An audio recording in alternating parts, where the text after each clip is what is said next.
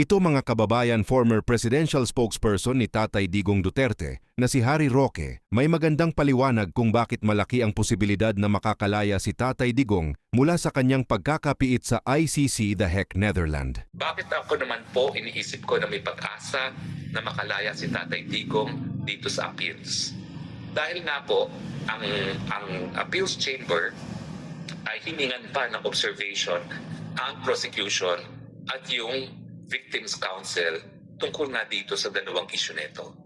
Ibig sabihin, pinag-aaralang mabuti ng appeals chamber yung issue ng lack of jurisdiction, either because nag-withdraw ng ang Pilipinas dahil at yung preliminary investigation na sinimulan sa pangalawang taon ay hindi na legal, at saka yung issue ng legalidad ng pag-aresto.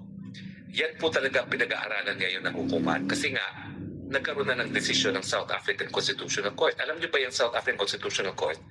Yan po ay very influential.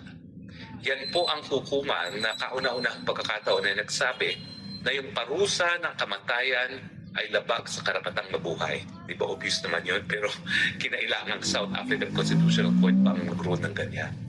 So when the South African Constitutional Court ruled na ang kidnapping dahil ito ay illegal ay magre-resulta sa pagkawalan ng jurisdiction, pansinin niyo po ha, magre-resulta sa kawalan ng jurisdiction.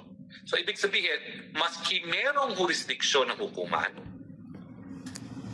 dapat wag siyang i-exercise dahil mali nga yung proseso. Kaya abuse of process ang tinatawag. Tingin ko po, yan yung pag-asa ni Tatay Digong. At tatawagan ko po si Kitty. Alam ko naman po na bawal sila mag-usap sa kaso, pero at least sasabihin ko, Kitty, sabihin mo kay Tatay Digong, huwag mawalan ng pag-asa.